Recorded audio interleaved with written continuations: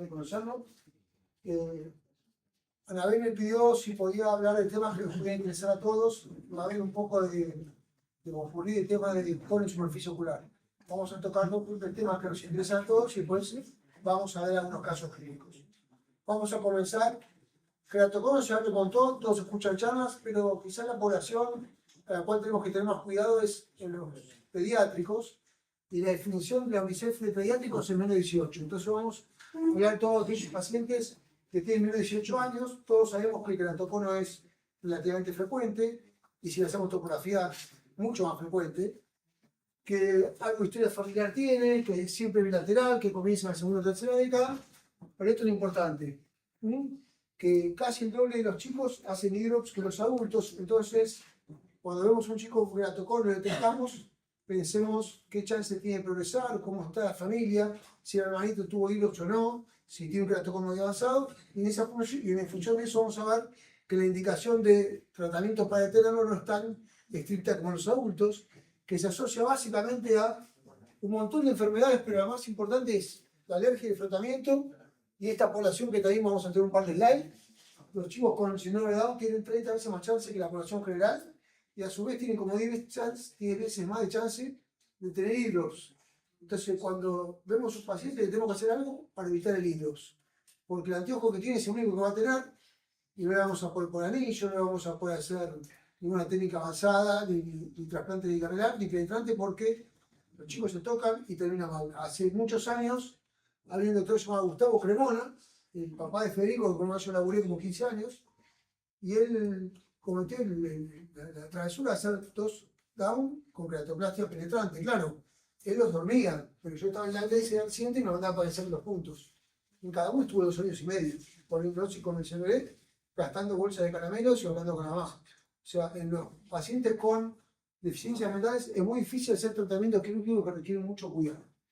Y el tema de los chicos, que en general en el momento del diagnóstico el 25% está avanzado, que el 80% progresa dentro del primer año de seguimiento, entonces no tenemos mucho tiempo ni mucha chance de seguirlos, que hay que hablar con los padres que tienen que hacer eso, que nosotros vamos a ver qué tratamiento hacemos, pero que en la casa tienen que evitar que se froten, y que cuando tienen trastornos visuales altera su vida social y el desarrollo escolar.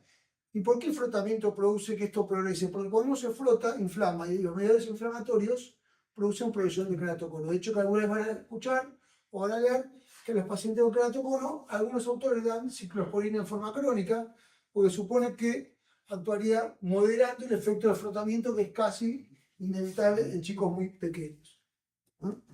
Y el desafío que tenemos nosotros no es decir, este paciente tiene keratoconus, volvemos con la lámpara y está incubado y adelgazado, sino detectar la etapa subclínica, cuando en la lámpara encontramos esto. Porque cuando encontramos esto, cualquiera se da cuenta que tiene un keratoconus y hay poco para hacer, porque si bien podemos ser grandes cirujanos de córnea y hacerle keratoplastia, vamos a ver más adelante en la charla que el promedio de vida con keratoplastia penetrante son 20 años. Y cuando está muy avanzado ya no puede caminar, va a poner penetrante. Y un chico de 18, si tiene mucha suerte, va a tener 2 trasplantes, si tiene más suerte, va a tener 4. ¿Está? Pero lo importante en la consulta del médico que no se dedica a esto es hacer esto. Y hay muy poco publicado. Hay 2 artículos muy interesantes de screening para que tengamos conciencia que en la consulta diaria de un paciente joven de 18, así como le tomamos la presión si se deja, le hacemos el fondo de los patodos, le tomamos la reflexión, nos fijamos si tiene ambliopía o no, hacemos la topografía de plácido. Esto es barato hoy. Con poca plata tenemos un topografía de esto. Y si hay alguna sospecha, es hacer una tomografía corneal. De hecho, tengo un amigo que ahora se jubiló y a través de una beca de la Asociación Panamericana entró en el CUCAI, con estos comités que habitualmente no funcionan para nada, pero convencí a ver si se puede hacer un plan para hacer una campaña, además de tomar la decisión, para hacer topografía de plácido a otros chicos de primario y de secundario. Porque de esa manera vamos a evitar, y van a ver más en la charla, que actualmente hay mucho menos cirugía de keratoconus por 2 razones: por la utilización de crosslinking y por lentes de contacto que progresaron un montón. Cuando empezamos, muchos de nosotros había lentes duros, chiquitos, que no tenían nadie, una piedra en el ojo, y hoy tienen el gas permeable, el PIVAC y los esclerales, que si pasan el impedimento del costo y de sacarlo 2 veces por día, muchos pacientes que iban para el trasplante, lo ponen escleral, zafan y lo muy bien. Definiciones de qué pacientes tienen más riesgo de progresar. La bibliografía dice que aquellos menores de 17 años que consiguen la definición de pediátrico y que al momento de la consulta tienen más de 55 dioptrías, tienen mucho más chance de progresar. No hay ningún concepto absoluto de qué pacientes van a progresar. Y si tenemos la suerte de tener una tomografía de coma, o tenemos que tener un centro donde lo tengan, porque una vez que lo detectamos, se sigue con esto.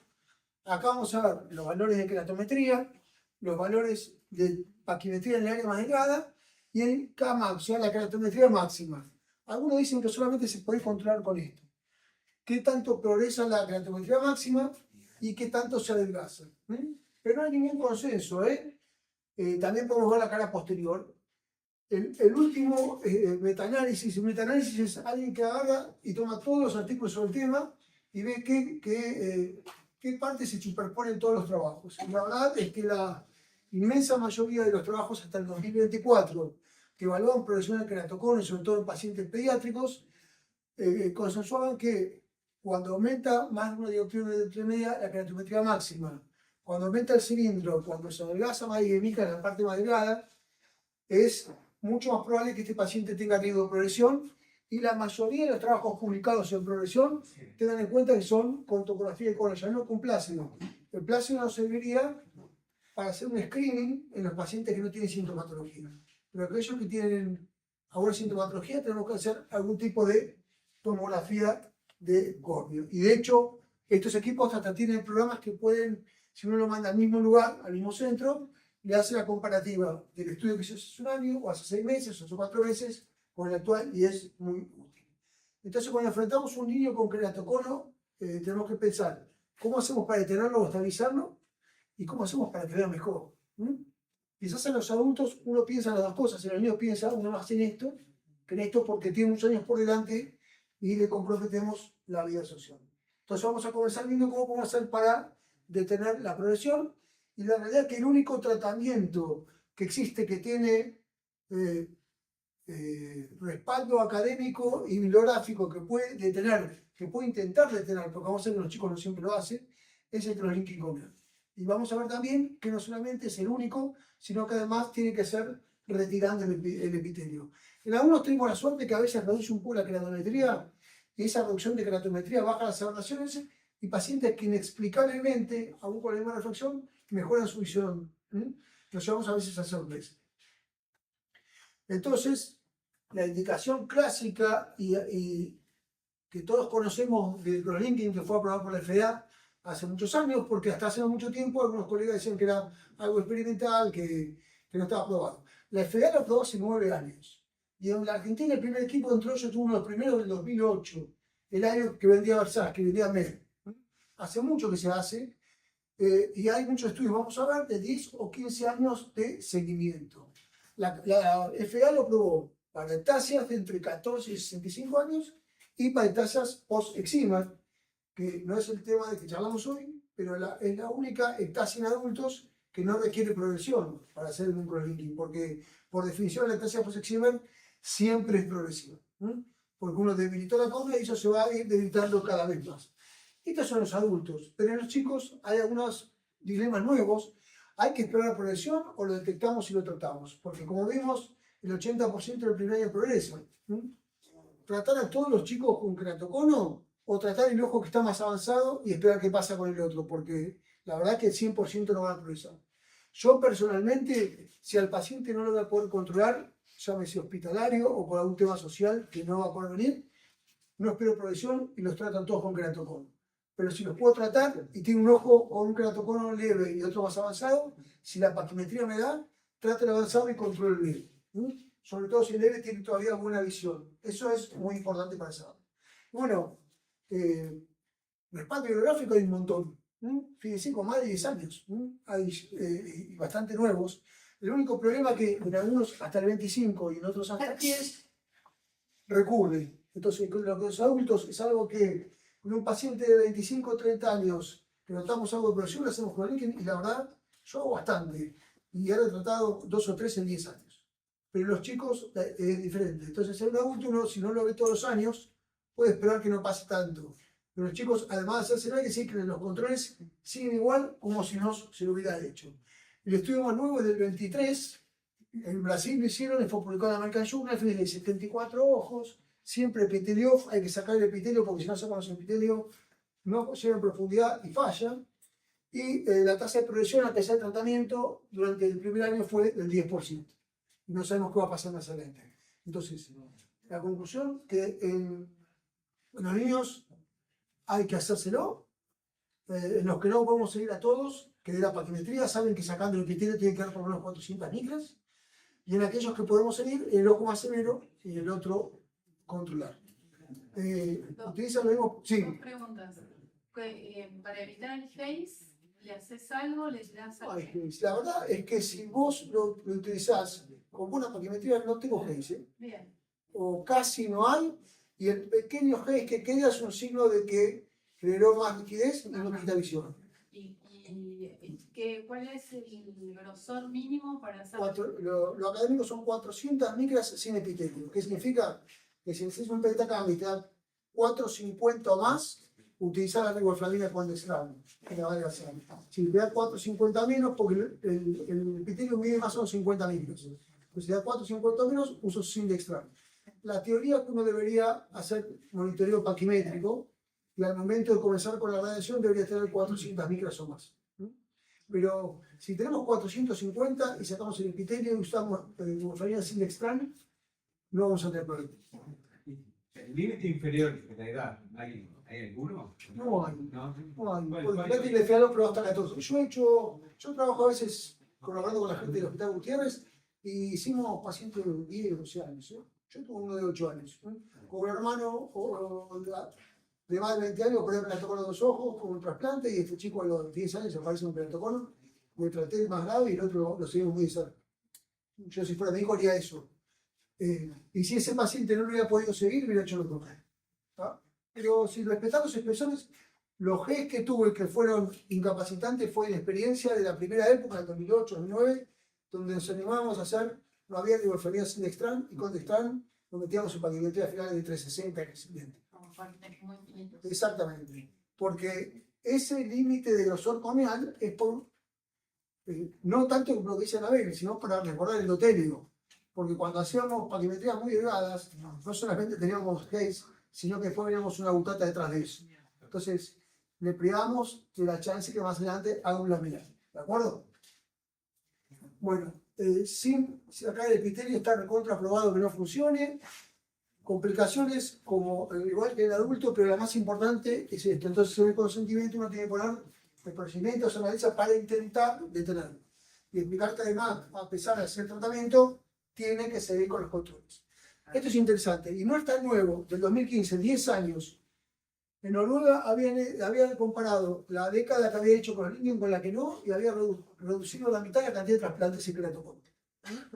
Esto es en 2015 y le voy a mostrar la estadística del 2024 americana y también y hacer responsable a los líquidos y a los lentes esquivales. O sea, es un procedimiento que no es experimental, que ayuda a nuestros pacientes y que debemos tener presente en pacientes con keratoconio. Esto le dije, esto ni hablar. Yo tengo un paciente con Down y que tiene keratoconio y le hago cloriliquin sin pensar.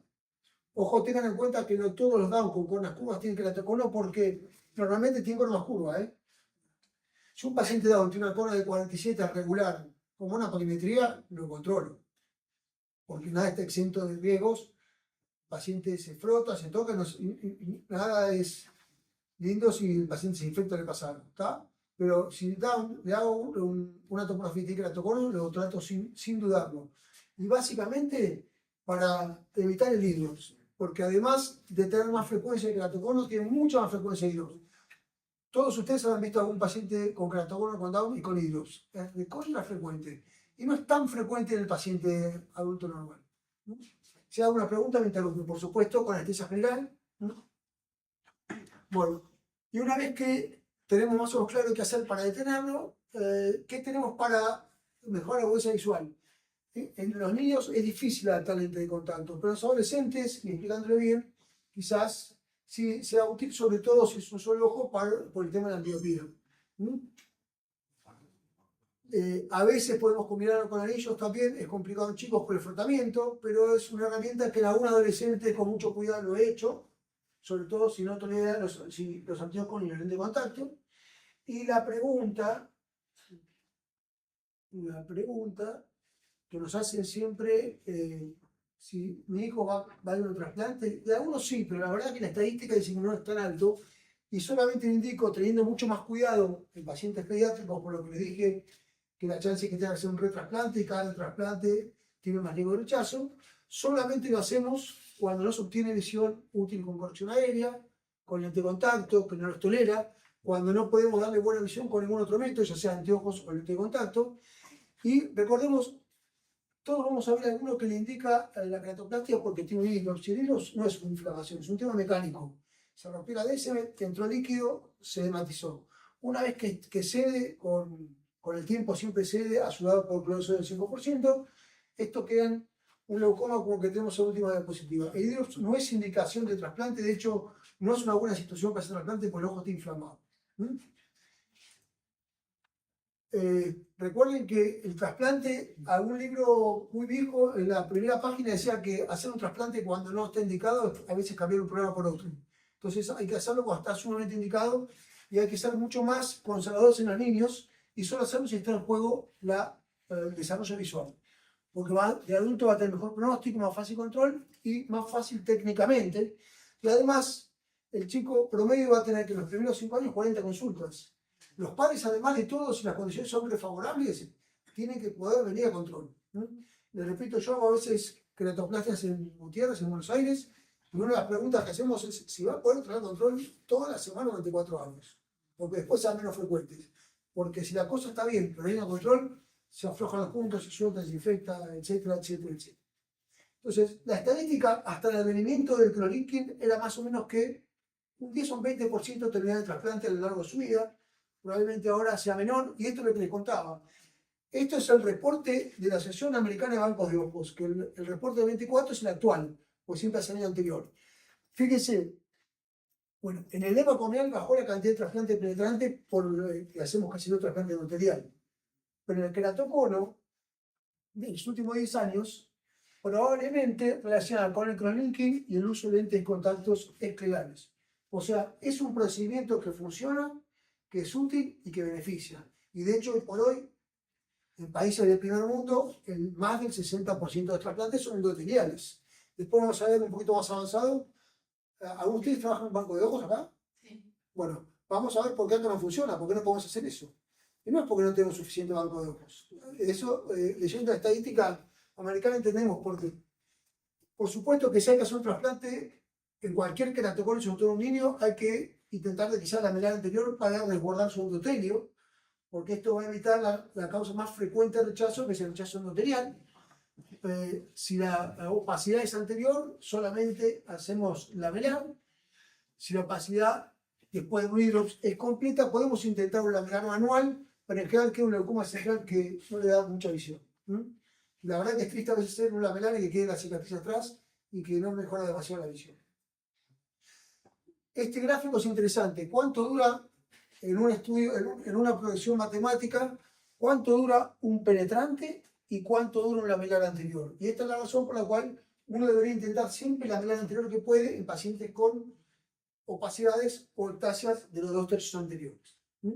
Cuando no queda otro, haremos penetrante, cada vez hace menos. Y como resumen, yo quiero recordarles de este tema esto. Quizás esto sea lo más importante. Y nos tenemos que meter en la cabeza que a todos los menores de 18 dentro de la consulta hagamos una topografía plácida. Porque no se nos puede pasar. Y a todos se nos pasa. Ahora menos porque uno tiene más conciencia del tema. Pero es triste que, así como un paciente le dicen que tiene glaucoma, le toma la presión, que tenga keratocono y no le hicimos la topografía, tiene el equipo en el consultorio sin usar. Plácido hay en todas las instituciones, pero todos siempre atacan con el costo, pero plácido todos tenemos. Entonces, en resumen, recuerden la detección precoz, pensarlo, escriben los chicos en edad escolar, tratamiento de la atopía y control del frontamiento ocular, tratar de controlar con tomografía corneal, indicación clonidin precoz en los niños y recordar que no es un procedimiento experimental, sino que es efectivo, probado y que reduce la cantidad de trasplantes en Buenos Aires y en todo el mundo. Los lentes de contacto cada vez van teniendo un papel un poco mayor en el manejo de pacientes con keratocono. Cuando yo empecé hace 30 años, La verdad que los pacientes, muchos no toleraban, los contactólogos no estaban tan capacitados como están ahora y no tenían tanta variedad y tantas opciones. La verdad que muchos pacientes se evitan el trasplante con una buena adaptación de lente de contacto. No, obvio la necesidad de hacer un clorínquino en un paciente con keratoconus, pero esto sí es una herramienta muy, muy útil. Aún en los casos que nosotros vemos así, por ahí tienen muy mala visión. Y yo les explico que mi trasplante no es la solución completa del problema porque muchos de mis pacientes con trasplante terminan con lente de contacto después. Y es como empezar después de vuelta, empezar con blando, con gas permeable, con filtrar o con nuclear. Y si uno le avisa al paciente, no lo ve como un fracaso al momento de tener que indicar. Así que eso es muy interesante que lo tienen que saber. Y además, esto es un tema legal, acá estamos encerrados, no todos lo hacemos, pero recuerden que el INCUCAT dice que la visión de los pacientes con keratoconus, para notarlo, tiene que ser con lente de contacto, la visión corregida. Y que considera, por si les preguntan, la intolerancia cuando un paciente usa lente de contacto con keratoconus y tolera menos de 4 horas. El límite que pone son 4 horas. O sea, deberíamos probarle a todos los pacientes. Yo, de hecho, cuando tengo un paciente, le hago una nota y le mando al contacto de confianza que solicito prueba de tolerancia a agudeza visual, agradecer el informe. Porque si no lo tolera y no tiene buena visión, esto es una historia clínica y si el día de mañana lo operamos y tenemos un problema, se preocupa por necesidades médicas. ¿Está? Bueno, entonces, sí, sepamos que no retrasa la evolución, es un bastón para alguien que está que tiene problemas para caminar. Bien adaptado, da muy buena calidad visual, mal adaptado perjudica la superficie ocular y de hecho el estudio de keratoconus del CLEP de hace muchos años, una de las causas de que los pacientes que dan trasplantes eran por lentes de contacto mal adaptados que generaban queratitis, roces, nódulos, etcétera, etcétera, etcétera. Entonces, el secreto es sí son útiles, sí son muy útiles, pero cuando están adaptados por personal muy capacitado y de hecho los esclerales, esta es la ventaja, que como no tienen contacto con la córnea, aún en distancias muy importantes, hace una cámara líquida que le permite muy buena agudeza visual. Y no solamente es útil el paciente con keratoconus, sino que tiene un montón de indicaciones. Tiene indicaciones en ectasia, astigmatismo irregular, postkeratoplastia, y en alteración de superficie ocular. De hecho, los americanos tienen una PROCE, que lo usan en ojos secos muy severos. Pacientes con pemfigoide o con Sjögren's, que no responden a ninguna medicación, antes de hacer una tarsografía le ponen lente de contacto escleral, que lo pueden combinar incluso con su odontólogo. Es como una cavidad que está hidratada entre 4 o 5 horas. O sea, tiene un montón de indicaciones. Los dos problemas que tiene es que tienen que sacarlo 2 veces por día y el costo, que son mucho más caros que el resto. Pero la verdad que cuando esté indicado y el otro no funciona es sumamente útil, sumamente útil. Porque... ¿Qué hice? ¿Me hicieron Nacho? ¿Algo para atrás? Ahí está. Bueno, hay... fíjense que hay publicaciones para, no solamente para ectasia, sino para enfermedades de superficie ocular. Ahí tienen la tabla de los pacientes que hicieron este trabajo. O sea, es muy útil. No lo tenemos tanto en cuenta, pero pacientes con ojos con superficies extremas que tienen buen potencial visual, a veces es una solución alternativa. Fíjense, el ojo seco, el irregular, etc. Y esto es lo otro que les mostraba. Así como les mostré el tema de clorínquino, este estudio del 2018, otro centro que adapta lentes de contacto nucleares y que redujeron de la lista de espera que tenían la mitad. La mitad de los pacientes tuvieron buena visión, buena tolerancia y visión con lentes de contacto nucleares. O sea, son herramientas que tenemos que tener en cuenta. Y que muchos pacientes que antes iban directamente a queratoplastia tienen una buena alternativa con un lente de contacto nuclear. Y esto es más nuevo, lo mostré en 2015, 2021. ¿Tá? Cada vez se utilizan más en todo el mundo los lentes de contacto nucleares en pacientes con keratoconus. Bueno, son estables, reducen las aberraciones y las ventajas, como le dije, colocación, retiro y el precio y un buen técnico que adapte y vea el centrado, que vea que no. Lo importante cuando llega la consulta nuestra, yo por lo menos lo aprendí, el contactólogo es que no comprima los vasos limpios. El vaso tiene que estar continuo, si el vaso está cortado es que está comprimiendo demasiado. Y tiene que haber por lo menos 100 micras. Si la cona tiene 500, la quinta parte de la cona tiene que estar entre el lente y la superficie de la cona. Como cuando ponemos un lente fáquico, a los recientes uno dice que como el espacio entre 250 y 750, entre media cona y la cona y media, tiene el espacio entre el lente y el cristalino. Si pasa eso, no me llames. Si tiene más o menos, ya va. ¿tá? Entonces, es otra de las herramientas útiles que tenemos en el manejo de las cetáceas, que hasta hace tiempo no las teníamos en cuenta. Tema también que me parece que les puede interesar, recordar que la córnea es el tejido más ricamente inervado de todo el organismo y que tenemos muchos pacientes con distintos niveles de córneas neurotróficas, con úlceras neurotróficas, porque la inervación no solamente da sensibilidad, sino que le da atrofismo, y las stem cells del limbo que van a reparar el epitelio requieren del estímulo nervioso para funcionar. La prueba más interesante en consultorio que tenemos que hacer a todos los pacientes que tienen una ulceración es con el shock protocardio. Si tiene buena sensibilidad, se va a solucionar. Se va a solucionar con métodos convencionales. Si tiene más sensibilidad, vamos a tener que empezar a pensar en otras alternativas. El ejemplo más típico de úlcera neurotrófica es cuando le hacemos una cita. Y es el paciente que le hacemos una cita, que al día siguiente le doy 10 y que a la semana te llama veo mal. Vos pensás lo peor, que se movió el flap, que se infectó el etcétera, que tiene algo de interfase, y al final vienen con esto. Tienen una queratitis interpalpebral, que personalmente hace muchos años que ya no lo hago la psique hipermetrópico, los pocos que hago la psique, yo que hago casi toda superficie, son miópicos. En un paciente joven que no tiene ningún antecedente, esto se resuelve en el 100% de los casos. Si es esto, uno lo lubrica y en una semana de 10 días está resuelto. Pero es una consulta bastante frecuente, que te llaman, yo veía bien al día siguiente y ahora veo mal, y una fantasía con que va con la cajita para ver si hay que reparar el flan, y en general es esto. Bueno, recordemos que siempre acá haya úlceras de este tipo, con los bordes festoneados, grisáceos, que es típico de una queratitis neurotrófica, tenemos que tocarlo con el hisopo, o el hisopo guardia, hisopos estériles en un consultorio, para poder utilizar estos casos. Las causas más frecuentes son los pacientes con el zóster. El zóster, además de la neuralgia postherpética, que es sumamente invalidante, es causante de queratitis neurotrófica, y cuando le van a hacer un procedimiento en el segmento anterior a un paciente que tiene antecedentes de zóster, aunque sea una catarata, o un excimer, o un trasplante, lo tocan, porque si no tiene una sensibilidad, va a tener serios problemas de repitalización en el postoperatorio. Además de todos estos casos.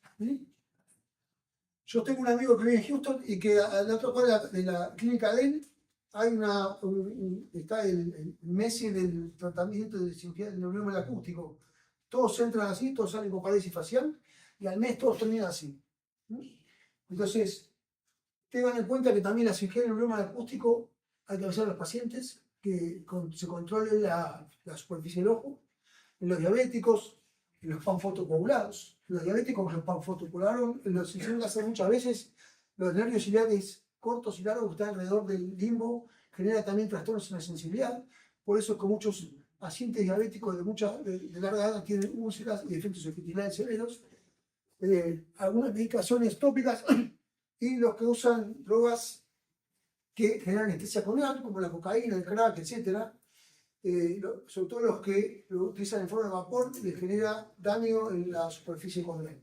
No lo vemos tanto acá, pero hay bastantes descripciones de usuarios de estas drogas que voy a usar. La clasificación, no importa el nombre del maqui, es queratitis punteada, úlcera, y si no lo detectamos y no lo tratamos, van hacia la perforación. Esto puede comenzar también como un defecto epitelial persistente, en los pacientes que hacemos trasplante. La definición de persistente es cuando después de 14 días no se resuelve con los métodos convencionales. Pacientes con zóster, con este tipo de úlcera, hoy podríamos probar y vamos a ver propionamiótica, insulina, transferrafia, y en caso que no tenga posibilidades visuales, un recubrimiento, pero nunca le hagamos a estos pacientes esto porque está destinado al fracaso. Bien, pacientes con zóster que hacen úlceras neurotróficas que terminan en recubrimiento porque no tienen una hipoestesia muy severa o una anestesia, y esto, si no hacemos un recubrimiento, el paciente va a ir con una endoftalmitis en cualquier momento. No hay forma de resolver. Y este es otro problema que tenemos, una epidemia, y vi varios en los últimos años que usan y además lo ocultan. Este paciente es un paciente que vino con una úlcera trófica desde un accidente laboral. Yo le puse una amniótica y la amniótica se digirió en 4 días, cuando estaba semanas. Le hice un recubrimiento, el recubrimiento se inflamó y se desprendió. Hasta que en un momento pensé que podía ser esto y me di cuenta cuando empieza el eczema perivalvular. Porque primero empieza la córnea y después siguen los párpados. Y va a dar un montón de ejemplos que tengo. Y cuando ustedes retiran la agresión del anestésico, primero se cura el párpado y después se cura la córnea. Y al final se me ocurrió, le pregunté, él lo negaba y en un momento se paró a preguntar al esposo y me dijo, sí, se compró una gota en la farmacia. Entonces, ahí imposible. Esto es mucho más común que lo que nosotros creemos. En los libros americanos dicen que lo roba el consultorio oftalmológico, pero en la Argentina no pasa. En Argentina se lo vende en la farmacia. Y hay veneno. Esto en Buenos Aires, si bien se venta bajo receta, en algunas farmacias de la Avenida Santa Fe hay unos floreros grandes que están todo el bidón ahí y el paciente se lo lleva. Esto terminan todos así. Fíjense que no les muestro un solo caso, les muestro un montón de casos. Este es un paciente también con una superficie ocular muy dañada. ¿Ven este bordecito? Bueno, este bordecito es porque hicieron un LASIK a un adulto de 45 años, un LASIK hipermetrópico que terminó con su autólogo, punto implar, la amniótica, y mi secretaria me dijo, ¿qué le pasa a las manos a este señor? El que lo operó le miró las manos. ¿No? Yo sé que es muy frecuente en un paciente varón de 45 años, pero siempre pregunten y miren todo, porque esto, se imaginan cómo terminó. Además de lo médico, cómo terminó el legal. Este es el clásico neurolinoma acústico que tenía así. ¿Tá? Estos pacientes terminan, según el grado de hipoestesia, como mínimo en una tarsografia y como máximo en un rompimiento conjuntival, porque si no, un día viene al consultorio con un hipócrita hasta acá y yo no se dio cuenta qué es lo que le pasó. ¿Va? O sea, la división es quién tiene potencial visual y quién no tiene. El que tiene potencial visual nos esforzamos con todos los métodos que vamos a ver ahora. El que no tiene potencial visual, recomendamos. ¿Qué opciones terapéuticas tenemos? Cuando solamente es una punteada y muy leve y tiene hipoestesia, lo lubricamos con lo mejor que tengamos. Si los colirios comerciales no alcanzan, utilizaremos suelo autólogo. Si vemos que se forma esa úlcera típica neurotrófica con los bordes grisáceos, enrollados y grises, tenemos toda esta lista, pero la que estamos usando con más frecuencia es la insulina. La insulina se usa 4 veces por día, por lo menos un mes para ver si funciona. Si eso no funciona, le ponemos punto implar resolvible, le damos un autólogo, le ponemos insertos de manera amniótica, hacemos tarsografia y en todos los casos un recubrimiento. ¿Está? Eso va a depender básicamente del grado de hipoestesia o anestesia que tenga el paciente. Probablemente sea lo que más utilicemos actualmente junto con el suero autólogo. Recuerden que el suero autólogo se prepara al 20, que es un colirio hidratante de alta calidad, o al 50% porque tiene muchos más factores tróficos. Entonces se supone que en un paciente con SIOR en donde tenemos que suplementarle la lubricación sin conservantes que le damos, lo hacemos al 20%, y un paciente que tiene cierto neurotrofismo le pedimos el suero autólogo al 50%, que es muy sencillo, va a ser la dilución que usen con solución salina. Bueno, lo de la insulina, el que tiene más escrito y promovió es el Dr. Fegundes, que todos conocemos. Se utiliza con insulina corriente entre 1 y 5 unidades por mililitro. Entre 1 y 5 aparentemente tiene la misma efectividad. Algunos usan 25 unidades, hasta algunos la usan casi pura, pero la forma más frecuente de utilizarla es de 1 unidad por mililitro.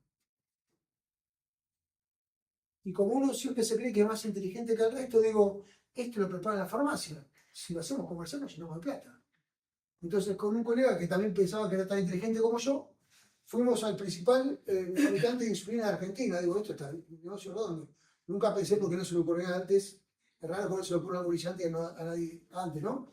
Denver, el laboratorio de Denver, es el principal exportador de insulina recombinante a todo el mundo. Se sorprenderían. Digo, vamos ahí, nos convencimos durante 10 minutos, hicieron una prueba y la insulina no es estable en el frasco por más de 20 días. Esa es la razón por la cual nadie lo hizo. Y de hecho, cuando ustedes mandan a preparar, si el frasco, una vez que se abre, dura 7 días, y si no se abre, 30. Y no más que eso. ¿Está? Unidosis. ¿Cómo? Unidosis. Pero no es estable. No es estable una vez recompuesta. Ese es el problema. Pero se me ocurrieron todas, pero no había forma. Después le escribí al director de bioquímica y me decía, pero ya te dije que no, ya te dije que no. Bueno. Entonces recuerden, 30 días cerrado, abierto 7 días. Esto lo preparan en Buenos Aires, la farmacia famosa Colonial Magister, pero sé que muchos, si tienen flujo laminar y si tienen condiciones de esterilidad, que seguramente va a haber laboratorios acá, se puede preparar, porque es la insulina corriente. Algunos casos, estos son casos con hipoestesia, no con anestesia, y que se pueden resolver. Y la realidad, en este caso, yo les muestro cómo está perfecto, pero una vez que suspendí la insulina, retrogradó un poquito. ¿Tá? Entonces, esta paciente, terminamos haciéndole una tarsografía parcial, lubricación, y así está conservando y se mantiene. Pero fíjense cómo se recuperó de cómo estaba. La verdad es que funciona. Esta es otra paciente que había tenido creativitis por el P-zóster.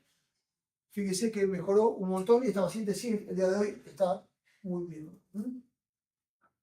Esta es una paciente que tenía un leucoma por herpes, que la tratamos como corresponde durante un año con aciclovir 400.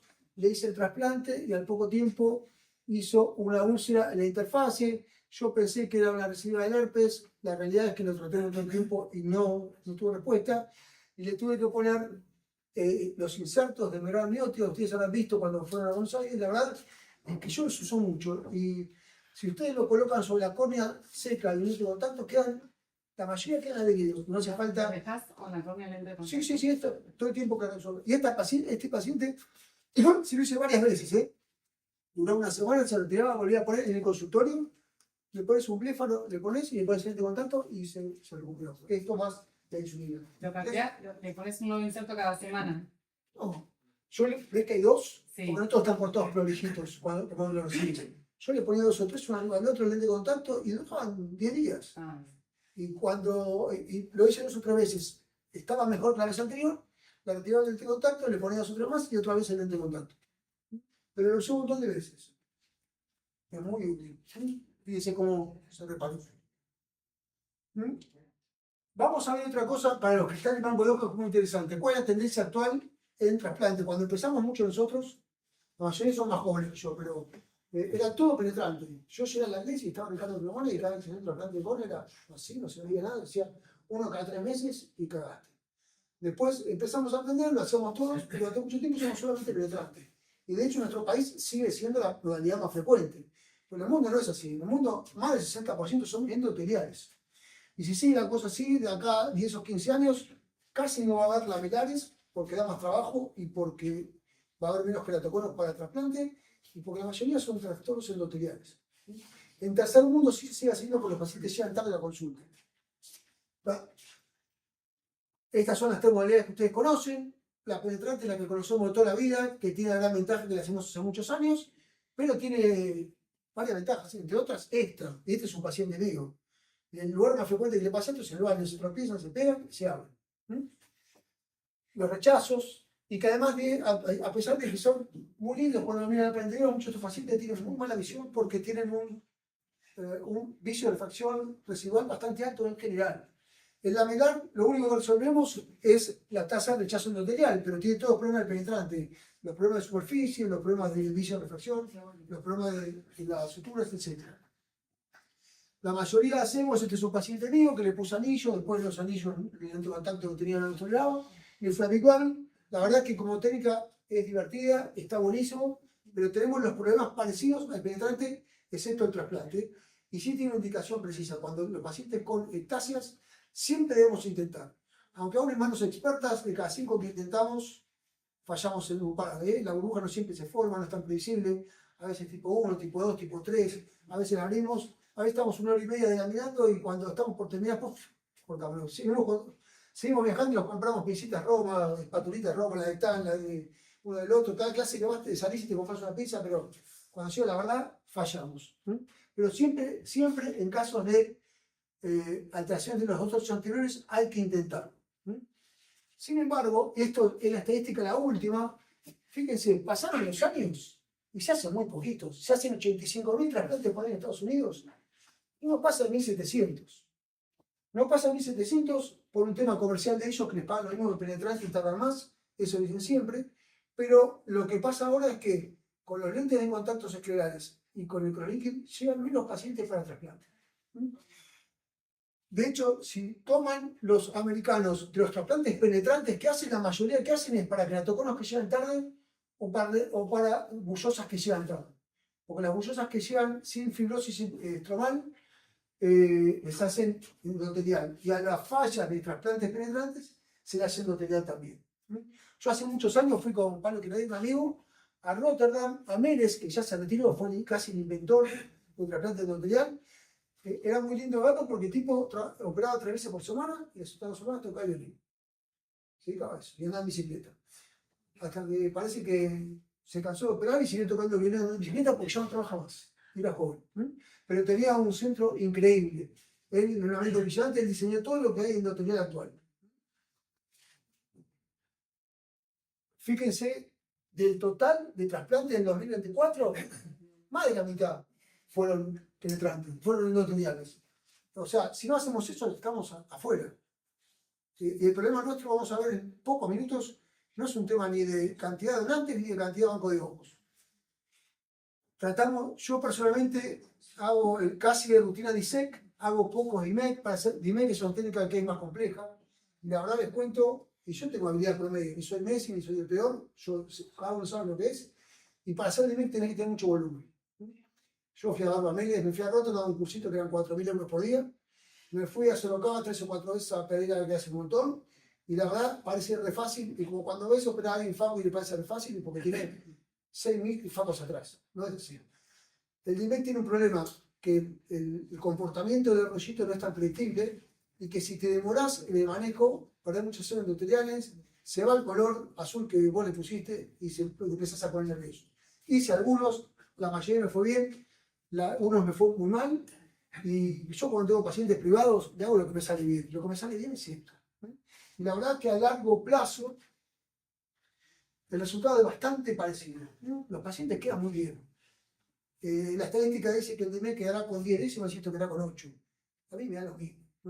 Y esto es muy difícil fallar, y cualquier cirujano de catarata promedio les puedo asegurar que con un poquito de entrenamiento aprende a hacerlos.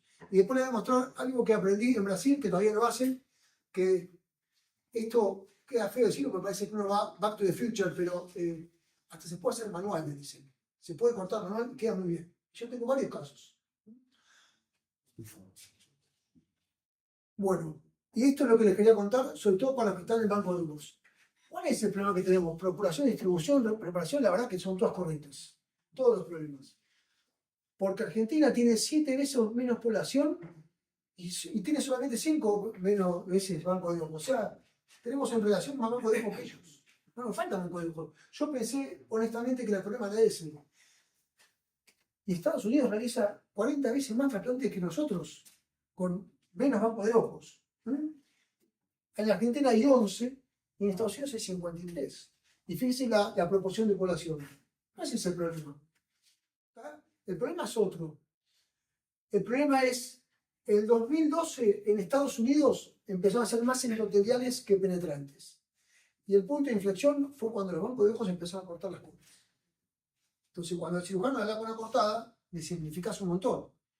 En este caso, el 99% de mis trasplantes son con córnea importada de Estados Unidos, porque el muchacho, el americano que corta la córnea, corta 50 córneas por semana. Yo le corto 20 por año. No me quiero equivocar. Y la verdad es que si hago el corateo, me compro un microquerátomo y lo que me sale más, lo corateo por las córneas que hago, me sale más barato de lo que me cobran más de la córnea entera y cortada. Entonces, no hacemos más DISEC por esto, porque los bancos de ojos no se compran un microquerátomo. Que alguna vez hice el cálculo financiero para el hospital que me preguntaron, y la verdad que armar un banco de ojos para cortar córneas vale $250.000 más. Y ustedes cobran 500.000 pesos más por cada córnea que se corta, y esto se amortiza en 2 años. O sea, no es un tema final, el tema de que lo que nos pasa está todo. En 2023, los americanos hacen más DIMEC que DISEC. ¿Y por qué? Porque los bancos de ojos empezaron a entregarlo precargado, pretenido, que le ponga una S para no darse cuenta del derecho al revés, y premarcado. Entonces, eso es lo que hace falta. Si los bancos de ojos ayudan a los que operamos podemos hacer la técnica de avanzada. Y si usted se fija en el mapa de cuál es el país que más córneas importa de Latinoamérica, somos nosotros, 505 córneas por año. Entonces, el problema no es que tenemos poco banco de ojos, que tenemos pocas córneas. El problema es este. ¿Está? La diferencia es esa. Y la otra cosa, el DISEC, se puede comprar microcreato porque también es fácil de manejarlo y la podemos cortar. Por eso es que los americanos, solo el 10% de trasplantes domésticos piden la córnea precortada. Pero en el DIMEC no, casi el 82%. ¿Por qué? Porque la verdad que si nos ponemos a sacar el rollito de endotelio, vamos a fallar en casi el 10% de los casos. O sea, de 1 de cada 10 córneas que nos tienen a nosotros en nuestro quirófano, vamos a tener que hacer una nota así larga para explicarle al Incucay por qué no la podemos utilizar, porque no podemos sacarlo, porque estaba pegado, porque se nos rompió, no lo vamos a hacer. Y esto les pasa a todos. Entonces, esta es la respuesta para que en nuestro país podamos ponernos igual que en el resto del mundo. Y una vez que resolvamos esto, vamos tan lento nosotros en Argentina que seguramente va a llegar esto, que ya estudio en fase 3, que es cultivo de células endoteliales, inyección en la cámara anterior, el paciente se pone boca abajo y funciona. Hay, de hecho, el primer organismo el primer organismo, que era una ONG, que empezó a hacer los cultivos de tejidos en Estados Unidos, había prometido que con una córnea se acababa para 100 donantes y que el valor promedio cuando una córnea precortada te la mandan acá te cobran $3.000, iba a ser $500. La solución. Alcon acaba de comprar los 3 empresas que estaban atrás de esto.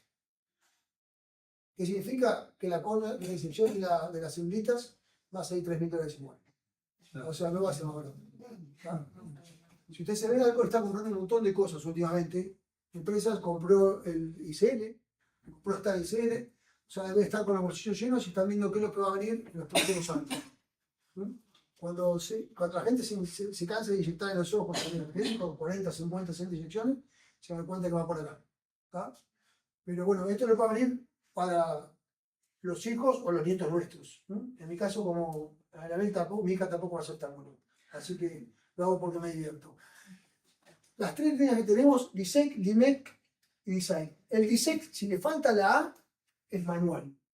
Si le ponemos la A, es con microelátomo, y si le ponemos DIMEC, lo sacamos a mano. Esto es mucho más barato, pero es más complicado y necesitamos 80% de los casos que nos den el banco de ojos. Cuando uno viaja a Sorocaba, hoy el 12 de septiembre de 2025, el hospital de Sorocaba es un hospital enorme que hace 300 trasplantes por mes. Por mes.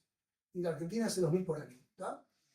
Donde tiene una parte pública y una parte privada. Yo fui varias veces, pero la verdad que si yo tuviera un hijo que hace córnea, lo mando a hacer el filo ahí. Es increíble. Todo corre. Prima TV. Y le digo, ¿y si se te rompe esto, qué haces? Hago esto. ¿Cómo haces esto? Sí. Y al lado, que es todo público, hacemos todo esto. O sea, cuando te mandan precortado, mide 130, 120, 110 micras. Cuando lo haces manual, créeme que yo lo hago y son 160, 170. Pero para un nivel de exigencia promedio y mucho mejor que un penetrante, esto funciona y ahora le voy a mostrar cómo se hace. ¿Tá?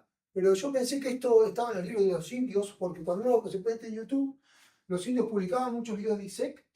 Y digo, esto no es más. Pero acá, a 3 horas de avión lo hacen.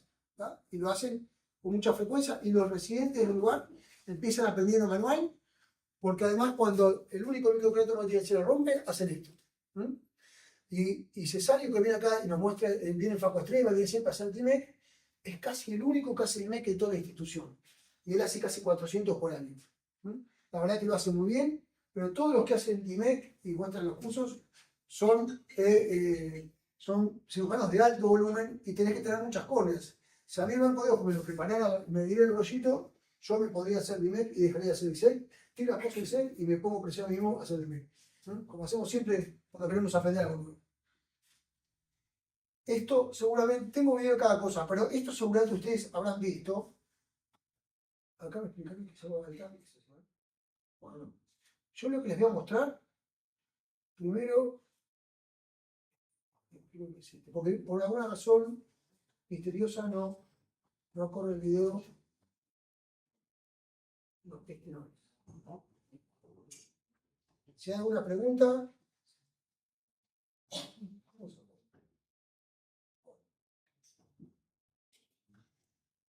sí, les voy a mostrar.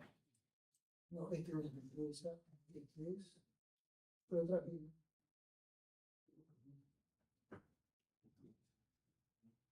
No, se empacó. Por eso a mí las gotitas no van a servir porque yo no tengo nada contigo para hacerla. Bueno, seguimos entonces. Después al final. Bueno, estábamos por acá. Pero es interesante entender por qué a veces las cosas no funcionan y no es un tema de organización y de ganas. Vamos a pasar. Y vamos a ver unos casos clínicos de todos los días. Doc, disculpe. Doc, Sí, disculpe. ¿De dónde saca Estados Unidos tantas flores? tenemos igual que saca Argentina. Acá sobran. Pero por donantes, por los soldados muertos, ¿por qué? No, en Argentina sobran conas. Si vos supieras la cantidad de conas que se Es descartan. total la cantidad que tienen. Eso es tremendo lo que tienen. Al lado nuestro, nosotros. No, tienen la misma proporción de habitantes. Ya son casi 350 millones de habitantes. Acá también, ¿eh? Acá hay mucha cona. La gente que está en Banco de Ojos, no sé en el hotel, pero en Buenos Aires se tiran muchas conas. Muchas, ¿eh? Muchas conas de experiencia por mala procuración, por mala ablación. Acá son todos donantes presuntos también.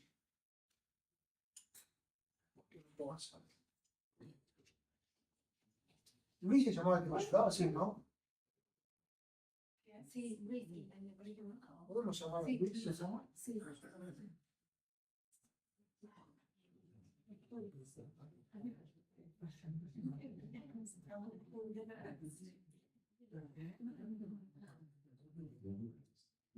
Disculpen, ¿eh?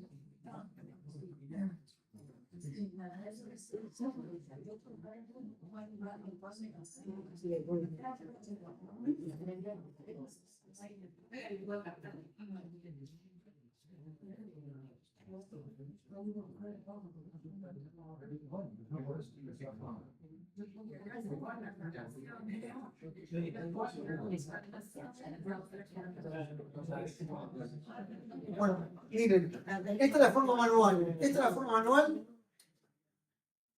Esta cirugía no tiene mucho tiempo. Lo hago habitualmente en el hospital. Sí, acá está. Acá está Luis, doctor. Ah, no te muevas ahí. Con la cámara artificial reusable de catena, que es de plástico, se diseca con una espatulita, que en este caso podría ser la parte contralateral de la espátula de Patton que usan para hacer trasplante. Esto lo vi allá y me pareció, digo, esto volver atrás, pero en Brasil lo hacen un montón. Me sorprendería lo que lo hacen. Hay que asegurarse de que disecamos bien la periferia. Esto tiene 2 jeringas que mantienen la tensión. Marcamos la incisión para que cuando trepanemos, no trepanemos acá la incisión. Tienen que tener la precaución que el banco de ojos se lo dé con un buen margen de esclera, porque si no, no se queda fijado en la cámara artificial. Bueno, y después, es más, este era un paciente con un trasplante de pleuro fallido. ¿Lamelar o...? No. Endotelial. No, un fallido penetrante. Ah. No vas a ver nunca un lamilar con edema por un fallido. ¿Acá?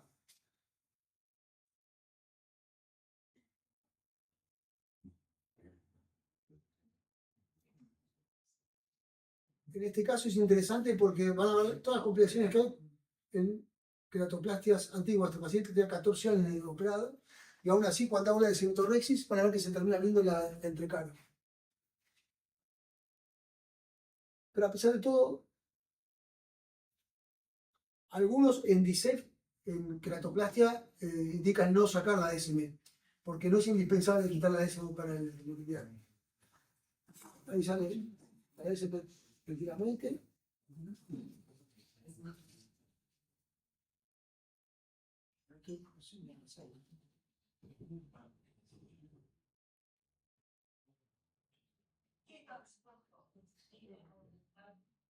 Bueno, tomamos la cola.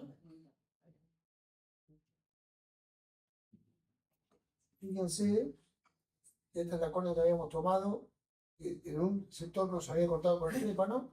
La acomodamos. Este es el botón estromal.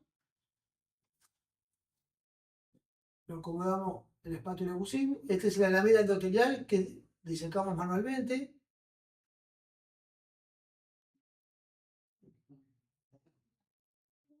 Y un procedimiento común, fíjense que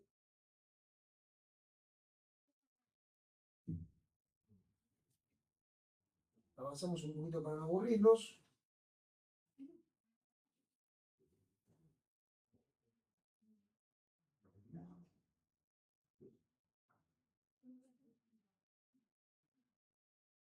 La realidad que como hubo una pequeña licencia de día, tuve que hacer algunos puntos en interfaz senador receptor. Este paciente que si no iba a ir a un penetrante a las 24 horas, con el botón endotelial a las 48 horas, funciona muy bien, a una forma manual, y es muy fácil de hacerlo. Es bastante fácil de hacerlo. Así que es una alternativa cuando no tenemos microteratomo y podemos evitar fuertemente. Y esto es lo que llamamos usa recurrente, y la definición de recurrente es porque la recurrió varias veces. Entonces lo que tenemos que hacer es averiguar cuál es la causa. Y la causa de esto puede tener un trauma. Ahora ya el diario físico se lee poco, pero antes la gente abría el diario, se cortaba con el albor del diario y me pasaba esto durante muchos años. Y lo que hay que descartar es que no sea un herpes, que lo que todos pensamos, y muchas veces viene con tratamiento de herpes mucho tiempo, al final lo es, que haya tenido un trauma o que tenga una distrofia. Entonces, la realidad que si lo miramos con cuidado, la distrofia superficial más frecuente de todas es la de Kogan, la de bajo punto de huella, y en general es la causa más frecuente. Yo sé que acá ya no lo tienen, pero en Buenos Aires tenemos la posibilidad de hacerle una microscopía confocal, y cuando le pedimos una microscopía confocal, el diagnóstico es claro, es una distrofia endotelial. Entonces, en general, empezamos con tratamiento conservador, que se lubrique, que se ponga grueso del 5%. A veces, si la molestia es muy importante, un eléctrico terapéutico, pero a veces no es suficiente y el paciente prefiere que le pasó varias veces. Entonces, en este caso, lo que le hacemos, bueno, no quiero aburrir buscando el video, pero lo que yo hago habitualmente es le raspo con un crescent y los guardo de cataratas sin filo, los guardo o para los linking, o para los eczemas de superficie, o para estos casos, lo raspo y le pongo un inserto de una amniótica sobre el área desepitelizada y pongo un lente de contacto. Si fuera periférico, además le hago punturas con una aguja hecha con un vistito más pequeño, porque supone que hacerle punturas genera inflamación, genera mayor posibilidad de que el epitelio se adhiera con más fuerza. Si es central, no, porque eso te deja un nivel glaucoma. Con el suero autónomo. No, el suero autónomo no le va a servir a esto, porque en realidad no tiene un problema de factores tróficos, es un tema, es un defecto congénito, es una distrofia donde hay falta de reglamento entre el epitelio y el estrómago. El suero autónomo no va a actuar ahí, no está indicado. Y a los que se les resuelve, le digo que se pongan 2 gotas de 128 a la mañana de toda su vida. Quería consultar porque, bueno, estoy en el pasado que... Y si miramos el primer mundo, venden esto para esto, venden como unos bastoncitos que tienen un montón de pinchecitos y que uno lo pone sobre la superficie de la úlcera recurrente y le genera estas multipunturas sobre la úlcera. Sí, te escucho. Entonces me ubicas este doctor de Chile que está en la Universidad Católica. Brown. Sí, él. Sí. Bueno, él al contrario, así como que entre los otros autónomos y el muro, como que el muro no, cuando le toda la explicación, y consulta a él y por qué el muro no, y prefería... Es como que va a contramano en el 9 de julio, porque en todos lados dicen, ¿no? Bueno, era que el muro no tenía mucha biotosificación de por qué para él no, y eso vivía en los suelos. O sea, que... No, te digo por qué el muro sí, porque en realidad cuando uno duerme hay menos evaporación animal y claramente el epitelio está engrosado y hematizado, fisiológicamente. Y el problema de estos pacientes es que cuando duermen y tienen una debilidad entre el epitelio y el estómago subyacente, el epitelio hematizado es más fácil que se desprenda. Entonces, si vos lográs, de hecho, si tuviéramos el muro, el ungüento comercial, a estos pacientes en todo el mundo les indica que se pongan cuando se vayan a dormir ungüento de cloruro del 5%. El suelo no te va a hacer mal, pero toda la vida no se puede poner suelo autónomo. Y estos son pacientes que tienen problemas para toda la vida y que ahora tenemos que raspar y hacer PRK o hacerlo manual es lo mismo. ¿Y la lente de contacto? Sí, cuando tiene una úlcera grande, en el episodio agudo. ¿Cuánto lo dejas en la lente y el cerro? hasta que se epitelice. Sí, yo nunca dejo lente con más de una semana. En ningún caso. Gustavo, ¿probaste el agua del mar en gotas? No. Es mi primera vez que lo escucho, ¿verdad? No puede ser. Uno la toma. Se vende agua de mar, yo tengo de oveja, y es parecido, no, eso es inventante de entrada, se puede tomar, se puede usar para los ojos. Nunca lo vi. Ah, bueno. Nunca lo vi. Seguramente tiene pocas bacterias porque el agua salada no tiene bacterias. Pero... Te voy a dar un poquito de ese trabajo. Sí, sí, ¿me dijiste a un lado o de escuchaste? Acá la traen desde San Antonio Este, y trae una empresa que se llama Agua de Mar, y te la vende y también vende las gotas de agua de mar. ¿Se puede tomar? Sí, sí, sí. Esa es verdad. Sí, la toman, la Oiga. toman. No, no, veo el fraqueo, pero bueno. Otro caso que podemos ver en el consultorio es un paciente con queratocolo que por una adaptación defectuosa en lente de contacto o porque progresó en el curso de enfermedad se fueron estos nódulos. Esto también lo vemos. Yo tengo un par de pacientes en la consulta de hace muchos años que cada tanto se ponen nódulos, usa el lente de gas permeable y no quiere usar esclerales. Entonces cada tanto lo que hago es le raspo el nódulo que se despega fácilmente, se lo desepitelizo y una vez que lo desepitelizas se desaparece y durante un tiempo largo se maneja bien. Eso es también bastante frecuente. Esto yo lo había leído hace varios años y no lo entendía bien. 2009 en España. Puse vientos alisios porque los que navegan saben que son vientos que vienen de Europa para acá. Y hace 8 meses en la guardia del hospital se me sienta un paciente y me dice, tengo esto, me molesta, tengo una opacidad. Le pregunté qué es y me dice, me parece que fue el papelito. ¿Qué papelito? Claro, muchas drogas, sobre todo en la costa y sobre todo en el LSD, se lo ponen en la fondo de santo conjuntival.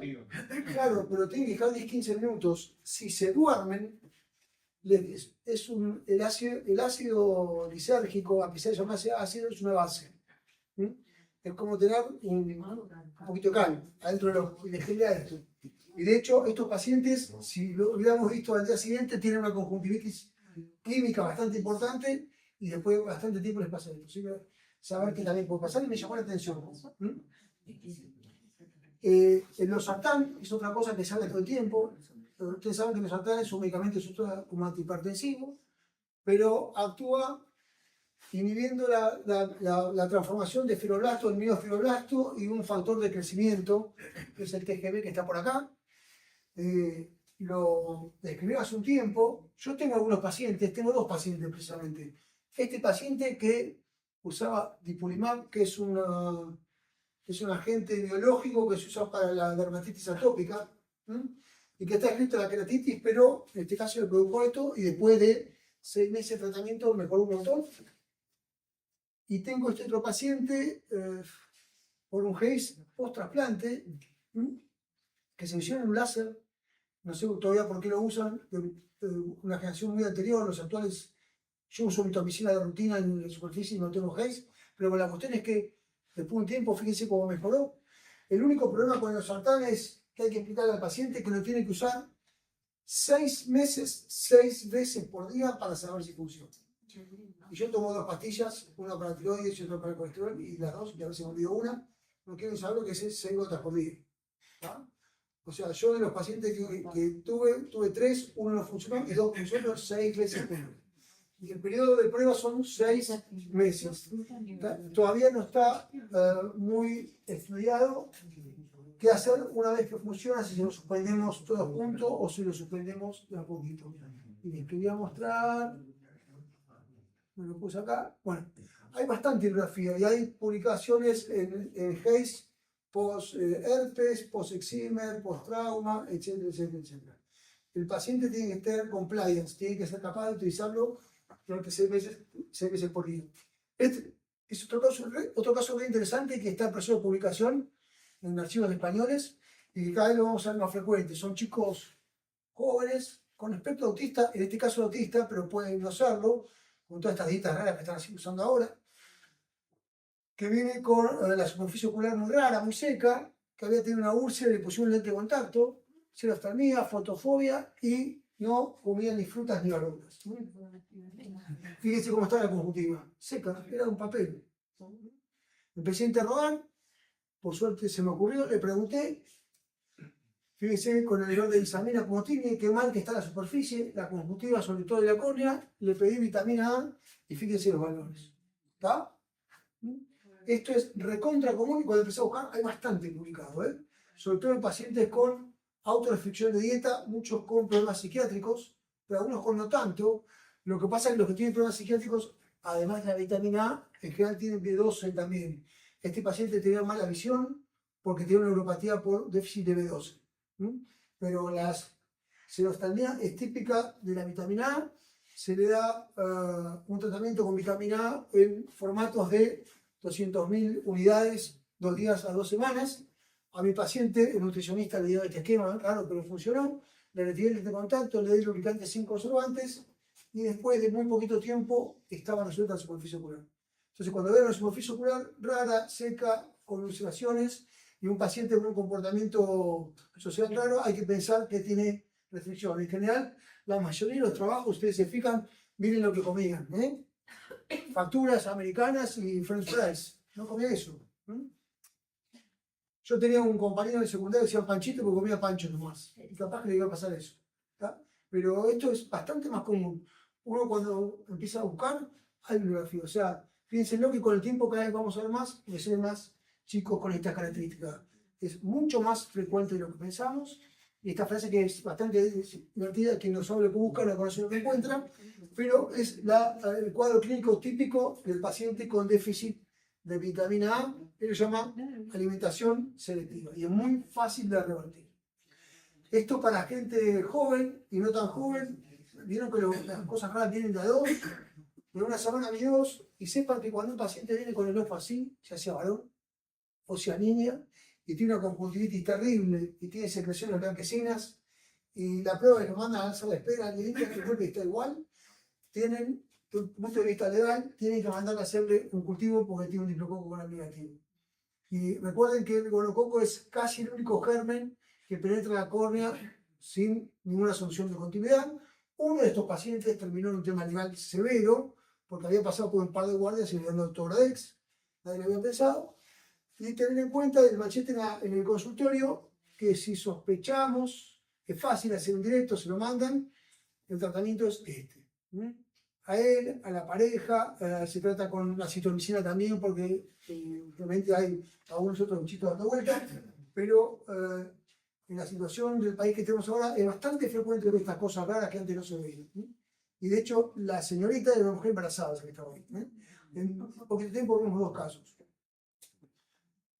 Bueno, esto voy un poquito para atrás. Paciente que va a la farmacia, siempre empieza por la córnea, sigue el párpado y una vez que se cura, les vamos a mostrar varios casos más, porque se pone de moda. Fíjense, todos los casos que vi en no mucho tiempo, cuando empieza a mejorar, se mejora la piel primero y después se mejora la piel. Uno de los casos fue un enfermero de la Gleice que tiene un cuerpo extraño y que no sé qué y la doctora Costa hace muchos años hizo un trasplante, se perforó, o lo siguen usando. O sea, esto siempre que haya un defecto epitelial que no epiteliza y que no cierra, pregunten si no anda con alguna gota rara que sacó del consultorio o de la farmacia. Creo que más casos, o sea, son miles los casos.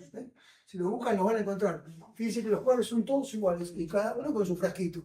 ¿Va?